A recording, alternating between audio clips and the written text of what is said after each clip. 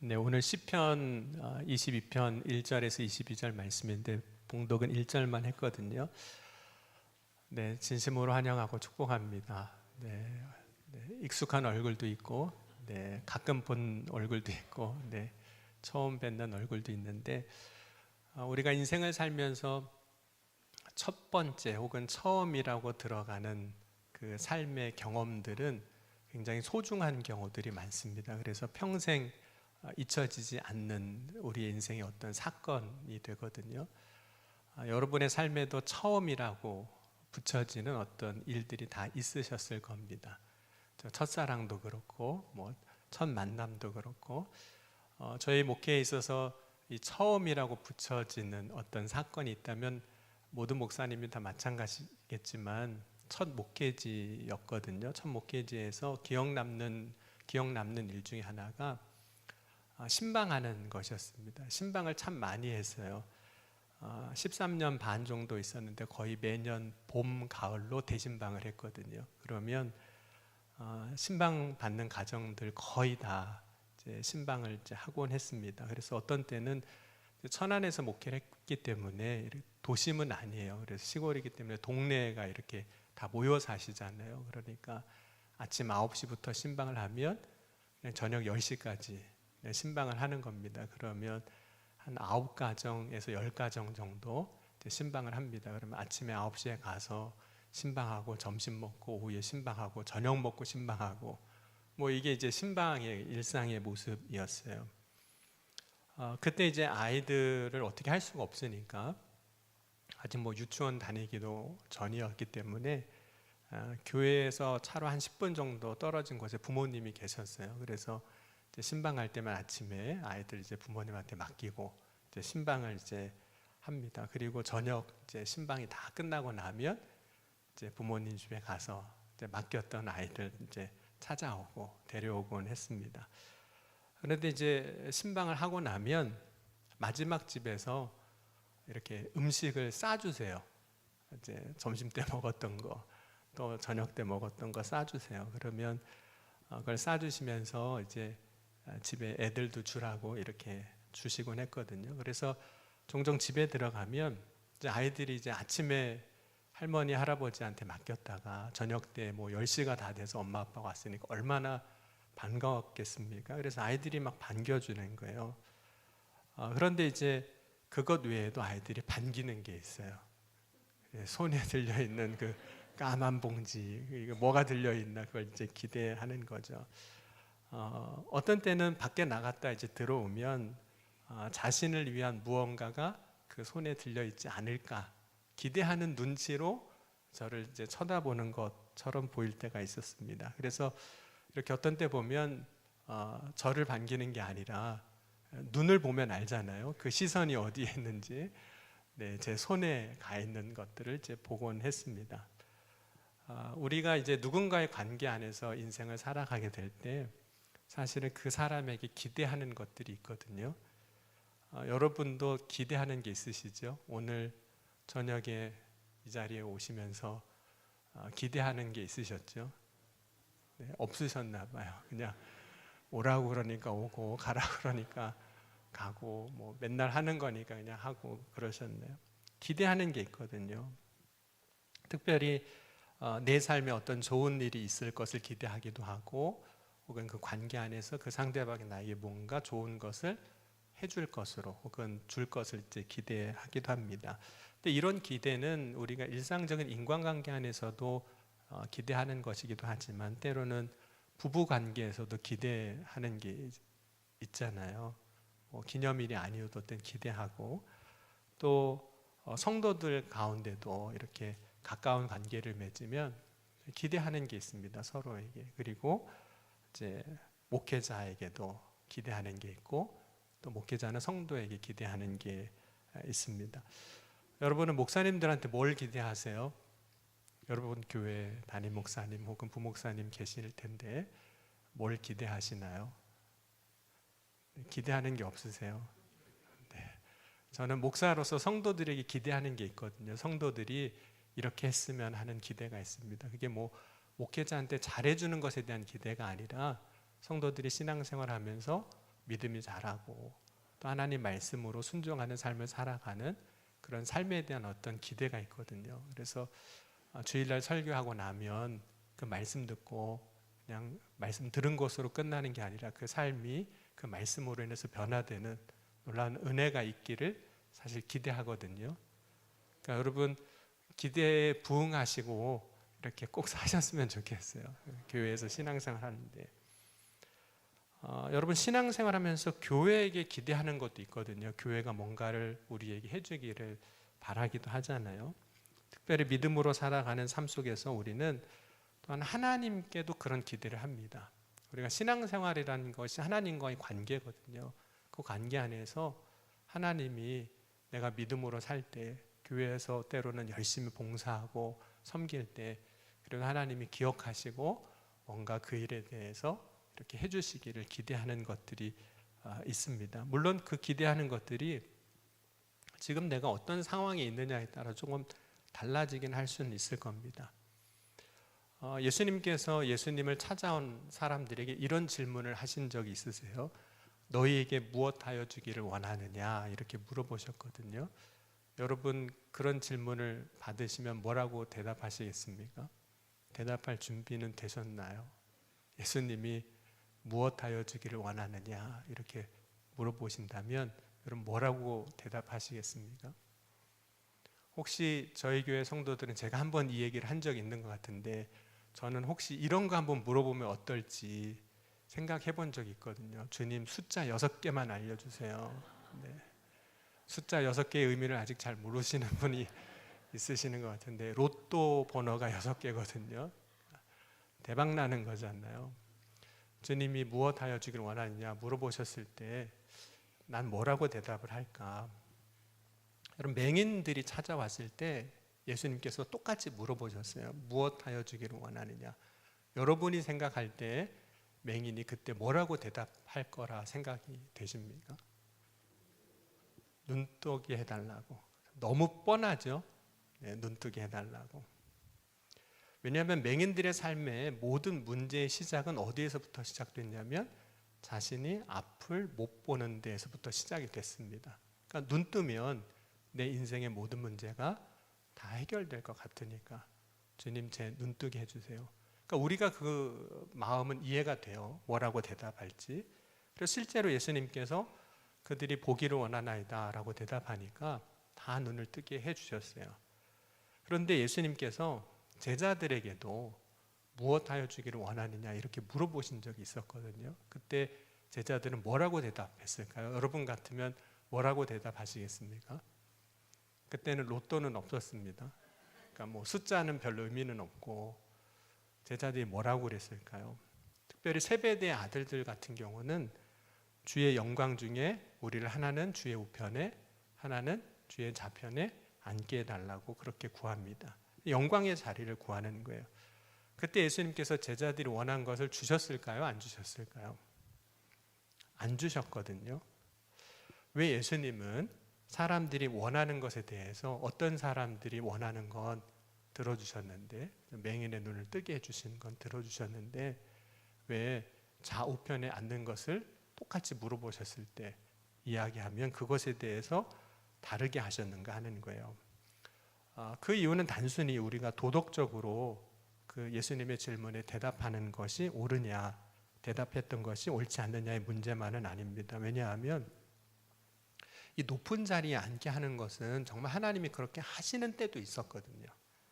여러분 요셉을 보면 애굽에 종으로 잡혀갔다가 나중에 총리의 자리까지 올라가게 하셨거든요.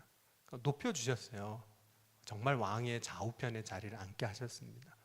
다니엘이 포로로 잡혀갔을 때에도 그 총리의 자리까지 올라가게 하셨습니다. 근데 참 놀라운 것은 다니엘이나 요셉은 사실 총리가 되고 싶었던 마음은 사실은 없었다는 거예요. 여러분 우리가 소망하는 거 그리고 우리가 원하는 게 있죠. 그리고 하나님이 그 소망에 대해서 이루어 주시는 것이 같을 때도 있습니다. 같을 때도 있는데 소망하는 것과 우리가 소망하는 것과 하나님이 이루어 주시는 것이 다를 때도 있어요. 어쩌면 같을 때보다 다를 때가 더 많습니다. 그렇다면 내가 원하는 것과 바라는 것과 주님이 이루어 주시는 것이 다를 때, 주님이 원하는 것이 다를 때 어떻게 해야 될까요? 여러분이 이제 오늘 저녁에 원하는 게 있으셔서 다 이제 기도하실 거잖아요. 개인의 삶의 문제도 그렇고 교회의 문제를 위해서도 그렇고 기도할 때 원하는 것을 기도할 텐데, 소망하는 것과 하나님이 우리에게 이루어 주신 것이 다르면 여러분 어떻게 하시겠습니까? 다르면 많은 사람들이 실망합니다. 내가 바라는 거, 내가 원하는 게 있는데 하나님이 그거에 대해서 이루어 주시지 않으면 실망을 해요. 어떤 때는 하나님이 내 형편도 몰라주는 것 같고 내 마음도 몰라주시는 것 같아서 섭섭한 마음도 들기도 합니다. 그때 성도들이 신앙생활 하다가 하는 말이 있어요. 뭐라고 하는 줄 아세요? 시험 들었다고. 목사님 저 시험 들었어요. 이렇게 얘기를 해요. 근데 대부분 이제 관계에서 원하는 대로 되지 않아 서운한 것이 생기면 그때 이제 시험 들었다고 이야기하는 거예요. 사실은 대부분은 삐진 거거든요. 하나님한테 삐진 거예요. 그리고 이제 하나님을 원망하기도 합니다. 심지어 하나님을 떠나기도 해요. 그런데 우리가 온전한 믿음으로 살아가려면 내가 바라는 것 있습니다. 내가 소망하는 것 있는데 이게 바뀌어야 할 때가 있습니다. 내가 원하는 게 있어요. 여러분도 다 원하는 거 있고 저와의 관계에서도 여러분이 원하는 게 있었을 거고 하나님과의 관계 안에서도 또 교회 우리 직분자들한테 혹은 가정에서도 다 원하는 게 있었는데 그게 바뀌어야 할 때가 있어요. 내가 원하는 것이 바뀌어야 한다는 거예요. 그럼 부모와 관계에 있어서 저의 자녀들이 제가 어딘가 나갔다 이제 들어왔을 때 손에 들린 그 무엇인가를 늘 원한다면 저의 가정에서 저는 저희 자녀들한테 실망하는 일들이 많았을 거예요. 그럼 부모가 원했던 건 뭐였을까요? 나갔다 들어왔을 때 제 손에 들려있는 것을 원하는, 자녀를 원하는 게 아니라 그것도 때로는 필요하지만 누구를 원하는 걸 더 바랬을까요? 부모를 원하는 거. 여러분 자녀와의 관계에서도 마찬가지예요. 반대로 생각해 보시면 여러분이 이제 자녀 다 키워놓고 여러분 자녀들에게 원하는 게 있으시잖아요. 그게 바뀌어야 되는 거예요. 여러분 우리가 신앙생활하면서 바라는 것, 소망하는 것이 무엇인지를 봐야 하는 이유는 우리가 소망하는 것이 결국 우리의 믿음을 드러내고 있기 때문에 그렇습니다. 여러분 우리가 뭘 소망해야 될까요? 물론 우리의 삶에 필요한 것들을 소망해야 됩니다. 우리가 살려면 육신을 가지고 살기 때문에 여전히 우리는 이 땅에서 세상에서 살아야 되기 때문에 필요한 게 있어요. 그런 것도 소망하지만 그런데 더 소망해야 할 것이 있는데 그것은 나의 삶의 모든 것이 되시는 하나님을 소망하는 거예요. 그럼 오늘 이 저녁엔 다 그 소망을 가지고 나오셨죠. 하나님을 소망하는 마음, 소망하는 마음. 오늘 다윗이 이런 고백을 합니다. 1절을 제가 다시 보면 여호와여 나의 영혼이 주를 우러러 보나이다 이런 고백을 해요. 여러분 다윗의 이러한 고백이 사실은 굉장히 놀라운 믿음의 고백입니다. 왜냐하면 많은 사람들이 하나님을 바라보질 않아요. 그것은 단순히 우리 육신의 시선만 이야기하는 건 아닙니다. 여러분 우리도 종종 이렇게 하늘을 보잖아요. 여러분 오늘 혹시 하늘을 보셨나요? 이렇게 살면서 하늘 좀 이렇게 보셨나요? 어제 저희 교회는 이제 믿음속이라고 어르신들 속이 있는데 어린이 대공원으로 야외 예배를 갔거든요. 하늘을 보니까 정말 날이 좋더라고요. 저도 생각해 보니까 86년도인가 7년도에 어린이 대공원 가보고 지금 처음 가본 거였거든요. 한 40년 만에 갔는데 와 너무 많이 바뀐 것 같아요. 근데 하늘이 너무 좋은 거예요. 하늘을 쳐다보는 거죠. 다윗이 하늘을 본다는 것은 뭐 하늘에 있는 구름을 본다거나 달을 본다거나 별을 볼 수도 있지만 뭐 위에 지나가는 비행기를 볼 수도 있고 날아가는 새들 볼 수 있지만 그런 하늘을 내가 본다는 그런 고백이 아닙니다. 다윗이 고백할 때 이렇게 고백하고 있어요. 나의 영혼이 주를 바라나이다, 우러러 보나이다 라고 고백하고 있습니다. 이 고백이 그 믿음의 소망이 누구를 향하고 있는지를 이야기해 주고 있는 거예요. 여러분, 나의 소망이 어디에 있는지를 고백하는 것은 무엇으로 우리는 표현하게 되어 있냐면 우리의 시선으로 표현하게 되어 있습니다.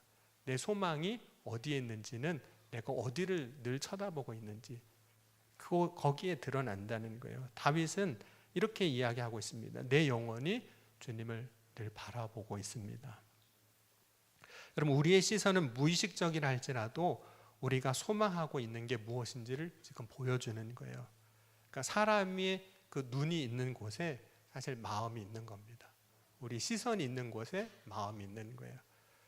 여러분, 아브라함이 이제 고향을 떠나서 조카 롯하고 같이 동행하는 이야기가 창세기 11장 후반절부터 12장 13절 초반까지 이야기가 되고 있습니다. 그런데 아브라함이 애굽에 이제 내려갔다가 올라온 후에 하나님이 세상에 살아가는 동안 주신 그 부 때문에 조카 롯하고 더 이상 동거할 수가 없게 돼요. 그래서 이제 떠나 살게 되거든요. 헤어지게 돼요. 아브라함 같은 경우는 아버지 데라가 돌아가신 후에 조카였지만 그 롯과 의지하며 살았던 것 같아요. 그래서 창세기 13장 보면 그 헤어질 때 마음에 좀 섭섭함들이 표현되고 있는 것 같거든요. 왜냐하면 조카라 할지라도 함께 같이 살면 의지가 되잖아요. 그런데 이제 헤어져야 되는 거죠. 그런데 그 의지하던 롯과 헤어질 때 하나님이 아브라함에게 하셨던 말씀이 있습니다. 그 말씀이 무엇이냐면 너의 시선을 좀 바꾸라는 거예요. 그 바꾸라는 하나님의 말씀이 이렇게 표현되고 있습니다. 창세기 13장 우리 14절 15절 보면 롯이 아브라함을 떠난 후에 여호와께서 아브라함에게 이르시되 너는 눈을 들어 너 있는 곳에서 북쪽과 남쪽과 그리고 동쪽과 서쪽을 바라보라. 보이는 땅을 내가 너와 내 자손에게 주리니 영원히 이르리라. 그러면 하나님이 아브라함에게 말씀하셨던 그 동쪽과 남쪽과 서쪽과 북쪽을 바라보라 하신 그 말씀은 뭘 의미하는 걸까요? 그러면 사람이 낙심했는지 낙심 안 했는지는 어떻게 알 수 있을까요? 걸어가는 거 보면 압니다. 여러분, 낙심하는 사람은 걸어갈 때 뭐 보고 걸어가는 줄 아세요? 어떻게 그렇게 잘 아세요? 다 해보셨죠? 그렇죠? 땅 보고 걸어가요. 참 신기한 거는 사람이 낙심이 되면 땅을 보고 가요. 그러니까 아브라함도 하나님이 눈을 들어서 동서남북을 바라보라고 말씀하신 걸 보면 그 조카 롯과 헤어질 때 뭐 했다는 걸까요?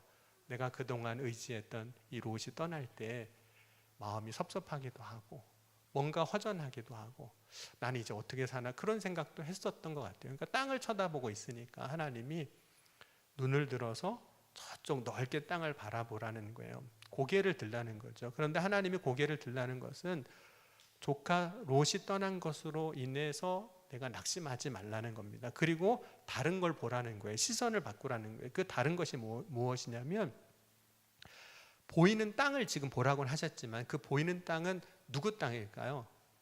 남의 땅입니다. 아브라함이 가나안 땅에 오긴 왔지만 내 것으로 쓸 수 있는 땅이 아니에요. 근데 하나님이 아브라함과 그의 자손에게 주시겠다고 하신 땅이에요. 그 약속의 땅을 바라보라는 거예요. 그 약속하신 하나님을 좀 생각하고 바라보라는 거죠. 그럼 하나님이 이 땅을 바라보라는 것은 단지 그 땅을 소유하고 있는 사람들을 생각하며 부러운 시선으로 바라보라는 것이 아니라 약속하신 하나님이 신실하게 이루실 텐데 그 땅을 주실 하나님을 바라보라는 거예요.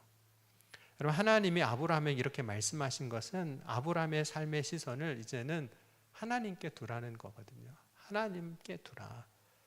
모든 것의 주인이 되신 하나님, 그 땅조차도 하나님의 손에 달려 있음을, 그 땅을 주관하시고 역사하시는 하나님을 바라보라는 겁니다. 여러분, 오늘 이 저녁에 저와 여러분이 하나님을 바라볼 수 있는 믿음이 될 수 있기를 주의 이름으로 간절히 축원합니다. 다윗이 계속해서 이렇게 고백을 합니다. 3절과 15절, 21절, 22절 보면, 특별히 15절 보면 이렇게 이야기하고 있어요. 내 눈이 항상 여호와를 바라보면 내 발을 그물에서 벗어나게 하실 것이미로다. 여러분, 우리가 살아가면서 하나님을 바라본다는 게 어떤 걸까요? 내가 하나님 바라봅니다. 이런 고백은 어떤 의미일까요? 그것은 우리의 육신의 눈이 하늘만 바라보는 건 아닙니다. 우리의 육신의 눈은 세상살이를 위해서 봐야 할 때가 참 많습니다. 그럼 저희 교회 주차장부터 여기까지 올라오려면 계단이 46개인가를 밟고 올라와야 되는 거 아세요?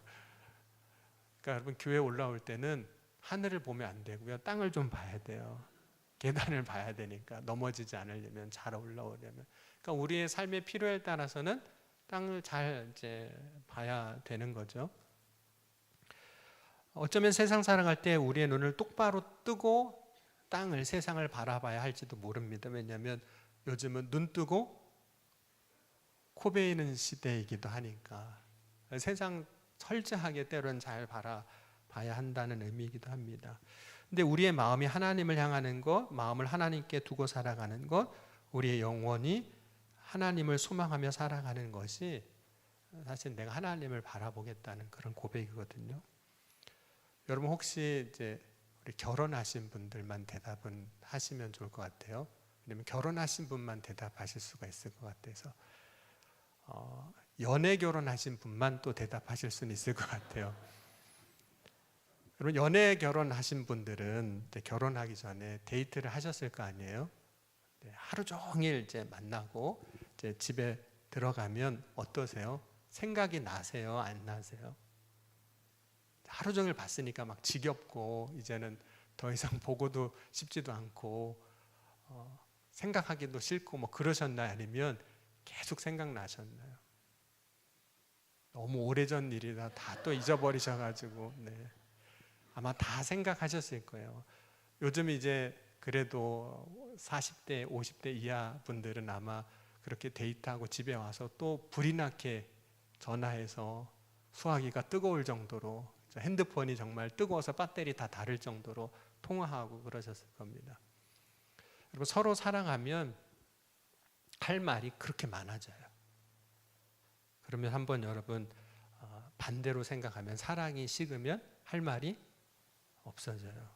여러분, 집에 가시면 얘기 많이 하시죠? 네, 웃으시는 분은 안 하시는 것 같아요. 네. 사랑이 있으면 할 말이 그렇게 많아요. 네, 사랑이 식으면 할 말이 없습니다. 여러분, 사람이 자신의 일을 하다가도 옆에 없는 사람을 마음으로 생각하거든요. 없는 사람인데 마음으로 생각해요. 사랑하면 더 그래요.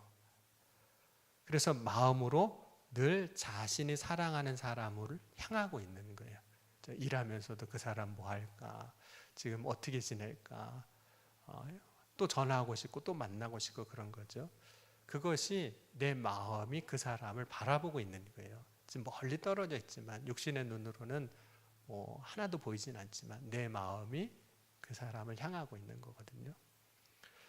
여러분은 지금 여러분의 마음이, 여러분의 영혼이 하나님을 바라고 계신가요? 향하고 계신가요? 마음에 하나님을 향한 생각이 있으신가요? 우리가 살아가는 삶의 시간들을 보면 사실 굉장히 바쁘게 살아갑니다. 오늘도 아마 바쁘셨을 거예요. 다 바쁘셨습니다.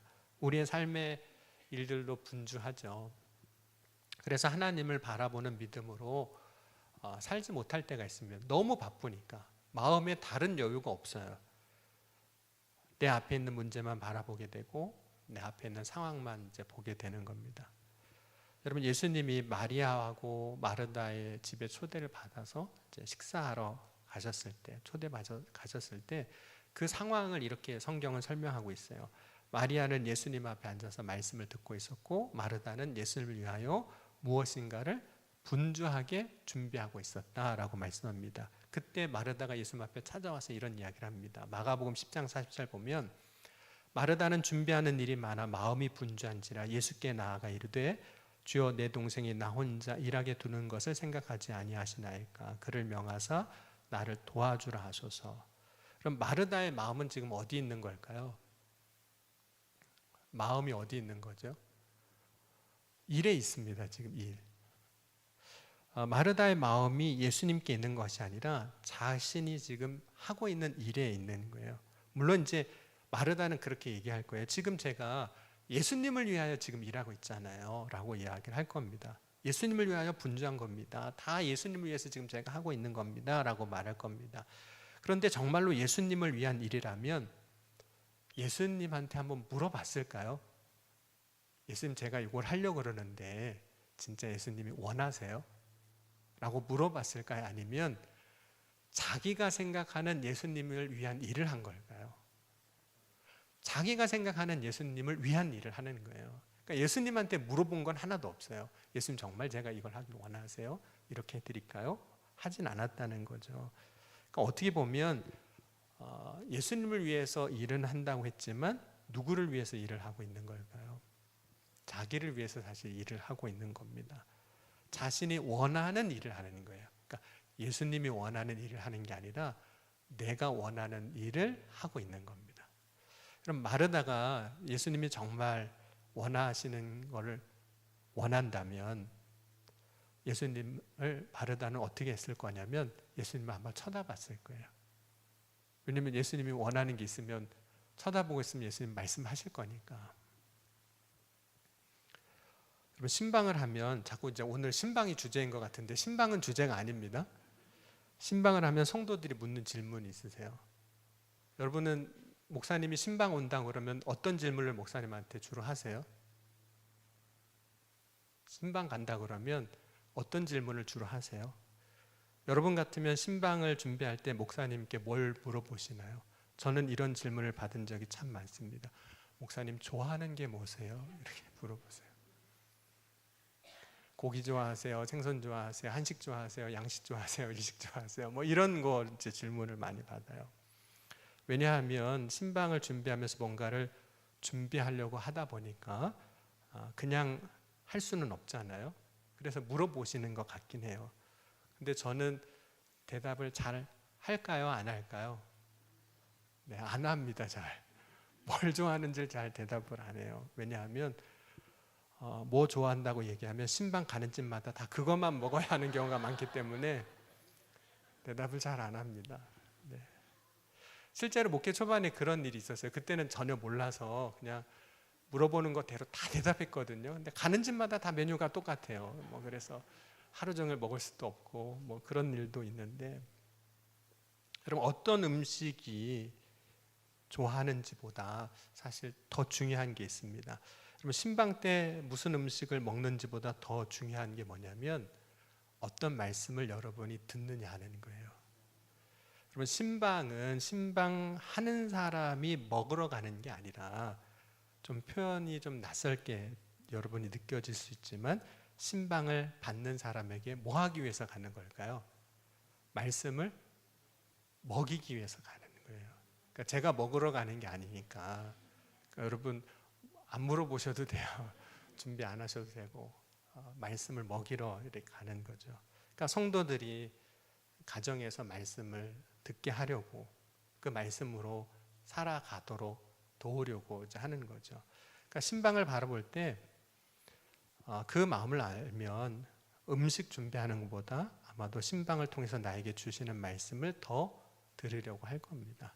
그 일을 위해서 더 아마 애쓰실 것 같아요. 신방을 받을 때 말씀을 들으려고 하는 것이 신방을 오는 사람이 좋아하는 음식을 알고 준비하는 것보다 더 중요한 일이라는 거예요. 그러니까 그게 제 마음이라는 거예요. 신방을 할 때. 그러니까 제 마음을 좀 알아주시면 여러분들이 말씀을 잘 들으시면 돼요. 그럼 우리가 신앙생활을 하면서 주님을 바라보는 믿음을 가지면 주님이 원하시는 것을 조금씩 우리는 깨닫게 됩니다. 왜 주님을 바라보면 주님이 원하시는 걸 알게 될까? 네, 신방은 자꾸 잊어버리세요. 오늘 이제 설교 듣고 오늘은 신방밖에 안 들은 게 없다고 그러시면 안 되는데, 그 예전에 한 목사님이 신방 때 있었던 이야기를 해주셨는데 그런 얘기를 하시는 거예요. 똑같이 그분도 이런 질문 받으셨대요. 목사님 뭘 좋아하는지 성도들이 물어봤는데 목사님이 대답을 안 하니까 한 성도가 신방 때 목사님을 유심히 봤대요. 상 차려진 걸 뭘 먹나. 그래서 목사님의 젓가락이 어느 음식에 많이 가나. 그래서 다음 집에 전화를 해줬대요. 목사님이 그 음식에 젓가락을 많이 가더라. 목사님이 그 음식 좋아하는 것 같더라. 이야기를 했더라는 거예요. 여러분, 만약에 여러분이 시선을 하나님께 두면, 여러분은 시선을 주님께 두면 여러분은 분명히 주님이 원하시는 것이 무엇인지를 알게 될 겁니다. 여러분, 젓가락 가는 것만 봐도 그 마음을 우리가 안다고 그러는 거잖아요. 그것만 쳐다봐도. 근데 여러분, 우리가 정말로 주님을 바라보면 주님이 원하시는 것이 무엇인지를 우리가 알게 됩니다. 오늘 다윗이 주님을 바라본다고 할 때 알게 된 것이 무엇이었을까요? 다윗이 내 영혼이 주를 우러러 보나이다 할 때 다윗이 하나님을 보며 하나님께 시선을 두었던 이유가 있어요. 먼저 이유가 뭐냐면 나를 좀 도와주셨으면 좋겠는 거예요. 내가 지금 힘들고 어려운데 나를 좀 도와주셨으면 하고 주님을 바라봤던 겁니다. 그러니까 우리도 하나님을 바라보는 이유 중에 하나가 주님, 내 형편 아시잖아요. 저를 좀 도와주세요. 제 어려움 가운데서 주님 건져주세요. 그런데 다윗이 하나님을 바라본 이유를 보면 이렇게 이야기하고 있습니다. 3절에 보면 나의 수치를 당하지 않게 해달라고, 15절에 보면 그물에서 벗어나게 해달라고, 또 21절 보면 나를 보호해달라고 구하며 하나님을 바랍니다. 도움이 하나님께서 오는 것을 알고 하나님을 바라봤던 거예요. 그런데 다윗이 하나님을 바라볼 때 다윗은 하나님이 원하시는 것이 무엇인지를 알게 되는 거예요. 처음에는 내가 원하는 거를 얻으려고 하나님을 바라봤는데 나중에는 하나님을 바라보다 보니까 하나님이 원하시는 게 무엇인지가 보이기 시작하는 거예요. 여러분, 하나님이 원하시는 것이 무엇인지를 보게 될 때, 그리고 알게 될 때 우리는 자신의 삶을 어떻게 하기 시작하냐면 하나님이 원하시는 것으로 바꾸어 가기 시작합니다. 근데 그게 믿음이에요. 처음 하나님을 바라보게 될 때 내가 원하는 것이 있어서 처음은 바라보지만 하나님을 바라볼 때 내가 원하는 것을 하나님이 원하시는 것으로 바꾸게 된다는 거예요. 그것이 우리가 믿음으로 살아갈 때 우리의 삶의 모습의 변화이기도 합니다. 그래서 그때부터는 내가 원하는 것으로 살지 아니하고 주님이 나에게 보여주시고 일러주신 길을 따라서 살게 되고 주님이 원하시는 삶을 우리가 조금씩이라도 살기 시작하게 되는 거예요. 여러분, 오늘 저와 여러분이 주님을 바라보는 믿음이 조금 더 생겼으면 좋겠습니다. 그래서 그동안은 내가 원하는 거 주님 이루어 달라고만 했다면 이제 내가 원하는 것이 아니라 주님이 원하는 것을 제가 이루어 보겠습니다. 시선이 바뀌는 거예요. 시선이 바뀌니까 우리의 믿음도 바뀌는 거예요. 시선이 바뀌니까 내 삶도 바뀌는 겁니다. 그런데 그렇게 바뀔 때 주님이 내 삶에 역사하신 은혜도 또 누리게 돼요. 주님은 주님을 바라보는 자를 결코 외면하지 아니하시고 그 삶에 역사해 주신 하나님이시거든요. 오늘 그러한 하나님을 그런 믿음으로 온전히 바라보는 저와 여러분이 될 수 있기를 주의 이름으로 간절히 축원합니다. 오늘 이 시간 함께 우리 찬양하시고 오늘 말씀 붙잡고 기도하고 또 우리 영성교회, 새샘교회, 청량리교회 기도 제목이 있습니다. 우리 같이 기도하고 하도록 하겠습니다. 오늘 함께 부를 찬양은 시선이라는 찬양입니다. 네, 가사 보시고 함께 우리 찬양하며 믿음의 고백을 함께 드리도록 하겠습니다.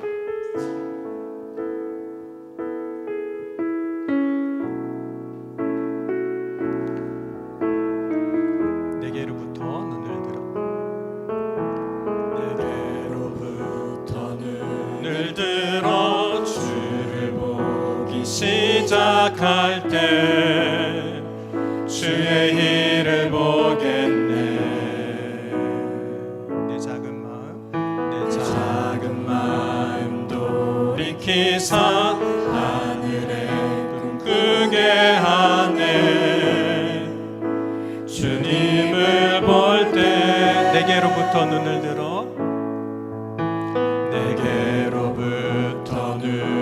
들어 주를 보기 시작할 때 주의 일을 보겠네.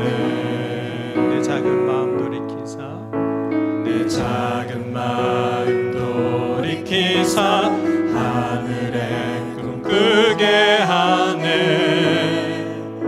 주님을 볼 때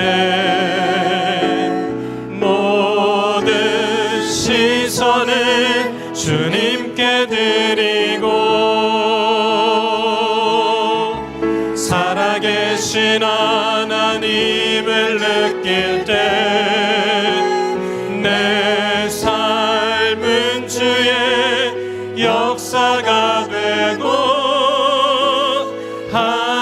하나님이 일하기 시작한 모든 시선은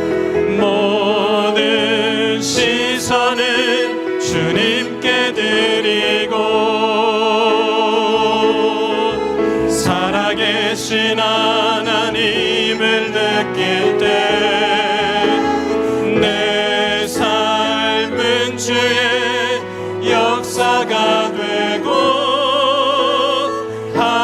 하나님이 일하기 시작하네.